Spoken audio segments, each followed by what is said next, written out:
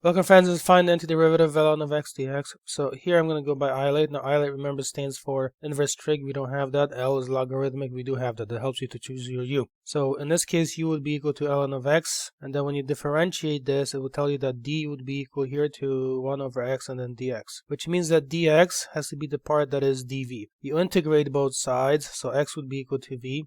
And then you apply the formula. As a reminder, the formula is this. U dv is equal to u times v minus the integral here of v du. So in our particular case, that's going to look like the following. You're going to take here, and then you're going to set this equal to u times v, so that would be x times ln of x, and then minus the integral of v du. So v in our case is x, and du is 1 over x this way, and then dx. Then this will give us x ln of x minus this. Now here, this x in this position will cancel with the x on the bottom, so you're going to end up with just 1 as the integrand and then dx. And then lastly is going to be x ln of x and then minus x and then plus c, and that's the answer. Please leave a like and subscribe. I'll see you in another video.